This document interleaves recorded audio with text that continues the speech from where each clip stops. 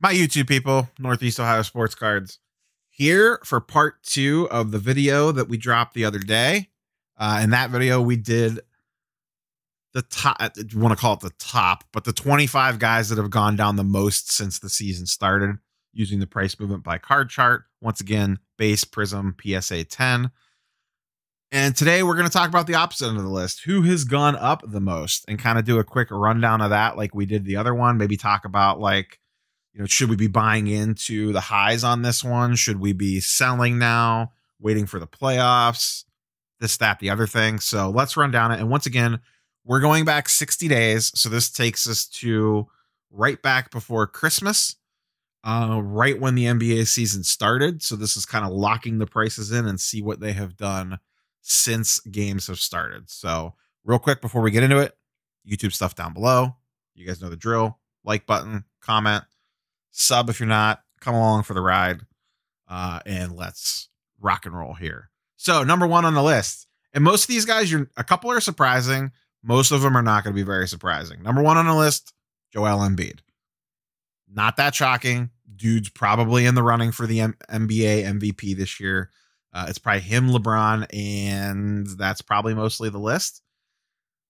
Up 132%. $361 to start the season, $850 currently. I'm not going to lie, this is probably my own personal biggest miss. And I talked about him in a video right when the season started, and I did not pull the trigger on this one. I got sucked into other things. This is the classic, not enough money to go around. You can only be in so many different investments. He was one of the guys. And I'm going to reuse this method again because it seems to have worked pretty well. Essentially, what I did was I looked at all the players from like the last 6 years of NBA Prism, and I just made a list of guys that had not gone up in like the month run up to the NBA season, and he was on that list. Joker was on that list. Sexton was on that list. Garland was on that list. Now Garland is way down right now, but at one point in time, you could have sold Garland and Sexton for major profits. And Embiid is number 1 on this list, and spoilers, Joker's coming up very soon as well. So I may run that list back again next year and see how that works out. But yeah, Embiid up astronomical ton for the season, and I could see him keep going. The only reason you'd want to sell him now is you're just nervous of an injury, and I wouldn't blame you a bit. If you came to me and was like, hey, I bought Embiid when you made that video, or I bought Embiid in the NBA preseason or whatever, should I sell now? I'm not going to tell you no. You can make a massive profit off of it, and you don't have to worry about the whole injury nonsense with him. Could you be leaving money on the table? Absolutely. He could go on, win the NBA MVP, and boom, off to the races. He's up over $1,000, 1,500, whatever it is. That's a pretty low population count rookie. So could you leave money on the table? Absolutely. But anytime you can essentially triple up, pretty hard to say no to that. Sell that, move it into something else, Next on the list, and this is such a weird one, Klay Thompson, PSA 10 Prism, up 122% to $1,400. I guess this is from all the money going to like the all-time greats. I don't know. But the dude's coming off an Achilles and an ACL tear. Sure. Up 122%, I guess. I don't know. This one kind of baffles me a little bit. $1,400 for a Klay Thompson base Prism. Okay. All right. Not even going to try to figure that one out. Number 3 on the list. Got to love this one. And this is by percentage. So, when you're so low to begin with, it doesn't take much to spike up. Nikhil Alexander-Walker. Always really liked him. I've talked about him a ton on earlier videos as like a little pet project guy. Made a lot of money flipping him on Star Stock. But yeah, his base Prism's way up. And I can see him carving out a bigger and bigger role with them. I'm not buying in. Well, I guess it's $65. It's not that expensive. When you're up 90% when you started at 34, it's not that much. But I think he could get a price spike if they move Eric Bledsoe and he carves out a larger role. So I could see that going higher. even at the inflated price, quote unquote inflated because it's still only $65. I wouldn't necessarily mind taking a flyer on him. Maybe I wouldn't hate it if you told me you were going after it. LeBron James 2012 base Prism. Tons of LeBron stuff's probably going to end up being on this list. First year Prism LeBron. Not surprising. Everything LeBron and anything old is up. $2,400 seems. I get 2012 Prisms like, you know, the Prism set because it's the first Prism. But for $2,400, like I would rather have my money in the other LeBron stuff. You know, like a chalk toss or the LeBron Kobe card or something. You know what I mean? There's just other things I would rather have for $2,400 if I had that card, like older stuff. So Joker previously mentioned up 75%. You know, same thought process there. Bradley Beal up 70%, almost to 1,000. He's balling out, and there's the chances that he could get traded to a playoff contender. So that's why his prices are so high. We talked about him a while ago. He was one that was creeping up. And I said, you know, if you want him, go get him now. That was probably about 3 or 4 weeks ago. And his prices have continued to shoot up from there. Once again, kind of based off trade rumors and the fact that he is also playing fantastically. Leonard up a ton, 64%, back up over $3,300. This is a combo effect. The Clippers are good. He's playing good. And the all-time great players are getting massive price increases. And Leonard definitely falls into that category. So this is like the perfect storm for Kawhi stuff. Jaylen Brown, one of the biggest breakout stars of the season. Up 57%, up to 570. The Celtics are kind of middling. Otherwise, that might be a good card to go get, even at the inflated price. But I don't know. Donovan Mitchell, someone's making a mint on Donovan Mitchell because plenty of people have been talking for years that you should just be buying tons of Donovan Mitchell. He's way too cheap. He's way too cheap. He's way too cheap. He is now finally starting to get the love that he deserves. Up 50% to 570. I'll be curious to see how his numbers look now that Conley's back. He kind of blew up with Conley being gone, but I don't see his prices like cratering or anything. Maybe they level off or slightly pull back, but they're poised for a deep playoff run. We'll see what happens. Kobe Bryant base Prism PSA 10. Once again, just all Kobe stuff going up. Ben Simmons way up. Once again, not surprising. He was another one that prices were very flat to start the season and has overperformed. Lillard up 20%. Now notice, we're still on the top 25 and Lillard is only up 20%. When we did the other version of this video, we were still on the top 25 and we were down like 40 or 50, 60% still on the first 25 people on the list. The guys going up are minuscule compared to the guys going down in the amounts. So Lillard, once again, playing great from the iconic 2012 Prism base set up to $1,700. We'll see where that ends up at. And now look at how low we get very quickly here. We're still not out of the top 25 players going up.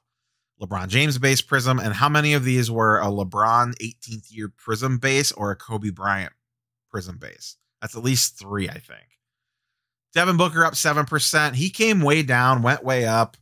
And we just talked about him in a video the other day. Of all the guys on the list that we've talked about thus far, this is probably the one that I would go out and get because I think it has the most room to grow. Gary V loves them all. It takes is a single tweet of him and a bunch of, Booker PSA 10s, and his prices will go nuts. They're poised to make at least a decent playoff run. So I think Booker is a pretty good buy if you believe in the Suns. Once again, another LeBron-based Prism, another Kobe Prism. So that's 5, 6 cards on this list now that are LeBron or Kobe 87th year base Prisms. Kelton Johnson up 5%, the darling of the first month of the season. He's really come back to earth. He's up 5% right now. If I ran this, actually, there's probably a video of it on it. I bet you if you go back to the one from 30 days ago, he was probably up a lot more. He's really pulled back the last few weeks because he's been playing up and down. I still like him overall as like a longer term prospect. If he comes way down, I would be intrigued buying back in again. This is kind of like what we talked about in the previous video. I don't know that I want to spend money on him now, but if his stuff gets cheap in the offseason, like right during the NBA playoffs, when all the focus is on the guys in the playoffs and his stuff creeps down, he's one I would love to buy on the low and then just hold until like October, because I could see him getting tons of buzz and his prices creeping up during the offseason, and then you could just sell him before the season starts. Another LeBron card. And you can see, well, we'll get there when we get there. DeAndre Hunter up 4%. Once again, he was way higher on this list if you go back just a couple weeks. He had that nasty leg injury, kind of a weird one. He's supposed to be out 7 to 9 weeks or something, basically 2 months, I think. And he was playing great. He was one of the guys that I was the most wrong on this year by far. But the Hawks really need him back for the playoffs. He's an interesting one if he keeps coming down and you're not too scared off by the knee or the leg. You could pick him up, and the Hawks are probably making the playoffs. And if he comes back and can get in shape and, you know, get ready and get back on the court and get some playoff run, he could see a nice little spike in the playoffs. Cat up 3%. He's another one that feels way too cheap at $350. He was on the video I made last week about NBA stars that were drastically undervalued, in my opinion. He's an interesting longer term hold one, but for $350 for Cat, that seems very reasonable given some of today's prices. Last on the list in the green is Giannis. And then here's the crazy part. We're still in the top 25 and we are in the red for the last 4 cards. On the opposite version of this list, we didn't even come close to getting to the green. So that's interesting. Last couple on this list, Steph Curry, first year Prism, not a rookie, but once again, legendary 2012 slat. Colin Sexton, 2018, he's actually down 5%. This has been a roller coaster ride. This card was selling for $350, $375 at one point in time, right when he blitzed the Nets there on that 2 games back-to-back with the game winner in the 40-point night. His stuff went to the moon, and boy, has it fallen back as the Cavs went into a nasty losing streak. KPJ down 7%. I think there's a good chance, and all right, full disclosure, everyone knows, or anyone that's been around the channel for a while knows, I love KPJ. I loved him on the Cavs. I have a ton of KPJ. He's been balling out with, in air quotes, the G League. I could see him getting late season run with the Rockets and his price is spiking at some point in time. I really can. It's a huge risk because he is like one dumbass thing away from being out of the league. So take that for what it's worth. But if you have high risk tolerance, you can get into some KPJ base prisms for, you know, that's $75. Maybe you can get him lower than that. If he gets the call, I feel like on the call up alone, his prices will spike. And then heaven forbid he actually has a good game, because there's a large portion of the hobby that just has a love affair for KPJ. And I'm right there with him. So we'll see what happens there. And then last on the list, Kyrie Irving also recently just appeared in the video of superstars to target for the playoffs, down 12%, making the top 25 of cards going up. Whoops. Yeah, down 12%, sitting at just over 1,100 or almost $1,200. He's another one that I am intrigued by on this list in regards to guys to buy, especially at the deflated price. You could easily see massive price increases in the playoffs. The Nets are the favorite for probably the Eastern Conference Finals at minimum. So yeah, so not the top 25 is not all guys actually going up, which is a interesting quinky dink. So who on that list intrigues you? Working backwards, Kyrie is interesting to me as a buy. Cat, DeAndre Hunter intrigues me. Kelton Johnson, but probably not until the offseason. Devin Booker as a buy right now is interesting to me. And I think that might be it. Everyone else I feel like is in the right spot already. The biggest sells for me is probably Embiid, just because of the injury history alone. And if you got into him early, just take the profit and run, in my opinion. Yes, you could absolutely leave money on the table. Or this is the classic, I bought 3 of them, sell 2 of them and roll 1, or you bought 2, sell 1, pay for the other one, and then you're free rolling plus some for the second one or something like that. I would absolutely execute that plan on something like this. So, but that's all I got for you guys today. Let me know, once again, your thoughts in the comments down below. Is there anyone that you see as like, I need to run out and buy this guy right now from this list, or the opposite? Is there someone that you own on this list that you're actively trying to sell or think is a sell right now at maybe an inflated price?